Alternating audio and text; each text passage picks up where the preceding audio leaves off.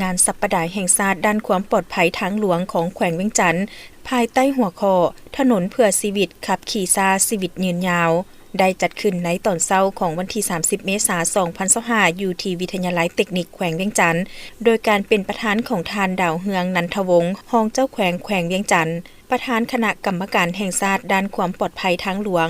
ขันแขวงมีฐานคำมอนสีสอนซักหัวหน้าแผนกโยธาธิการและขนส่งแขวงเวียงจันทน์หองหัวหน้ากองเลขาคณะกรรมการแห่งชาติด้านความปลอดภัยทางหลวงขันแขวง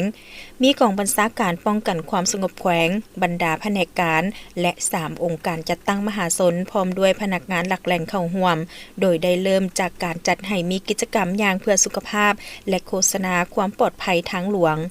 ท่านคำมนต์สีสอนซักหัวหน้าแผนกโยธาธิการและขนส่งแขวงเวียงจันทน์ห้องหัวหน้ากองเลขาคณะกรรมการแห่งชาติด้านความปลอดภัยทางหลวงขันแขวงได้กล่าวว่างานสัปดาห์แห่งชาติด้านความปลอดภัยทางหลวงขันแขวงประจำปี 2025 ภายใต้หัวข้อ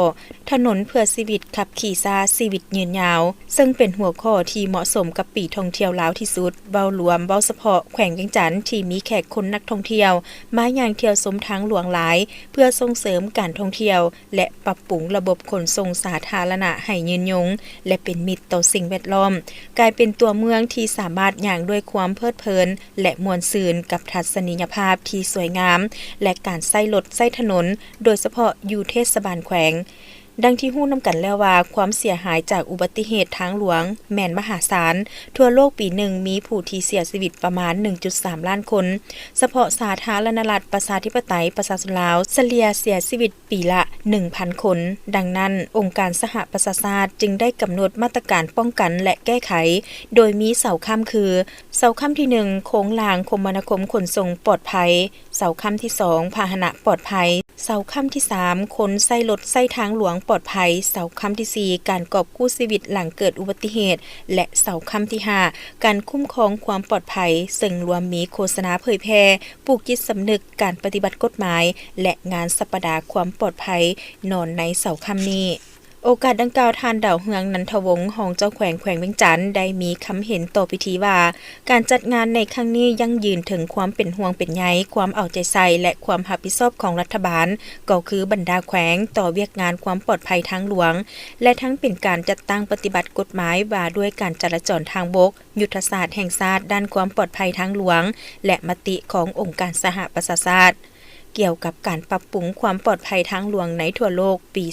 2005 แนะใส่เพื่อโฆษณาสร้างสติในการขับขี่ปลอดภัยและลงโฆษณาปลุกจิตสำนึกให้ประชาชนทุกชั้นคนทั่วสังคมเห็นได้ภัยอันตรายของการละเมิดกฎจราจรเป็นต้นเมาแล้วขับบ่เคารพกฎระเบียบจราจรการขับขี่รถไวการดื่มสิ่งมึนเมาแล้วขับซึ่งเป็นสาเหตุส่วนใหญ่ในการเกิดอุบัติเหตุเห็นได้ผลกระทบและผลสะท้อนของการเกิดอุบัติเหตุต่อการดำรงชีวิตของสังคมทั่วแขวงเวียงจันทน์ต่อเศรษฐกิจและการพัฒนาของชาติท่านรองเจ้าแขวงยังได้เรียกร้องมายังทุกภาคส่วนทุกแขนงการและทั่วสังคมจงพร้อมกันร่วมแรงร่วมใจปฏิบัติกฎจราจรอย่างเข้มงวดและโฆษณาปลุกจิตสำนึกเกี่ยวกับเวียกงานความปลอดภัยทางหลวงขันแขวงให้ทั่วสังคมรับรู้เพื่อจำกัดลดผ่อนอุบัติเหตุทางหลวงเพื่อปกป้องสิทธิและทรัพย์สินของประชาชนก็คือปกป้องสุขภาพและสวัสดิการสังคมในตอนท้ายของพิธีได้รับชมการแสดงบทฟ้อนและละครเวทีจากน้องๆนักเรียนตื่มอีก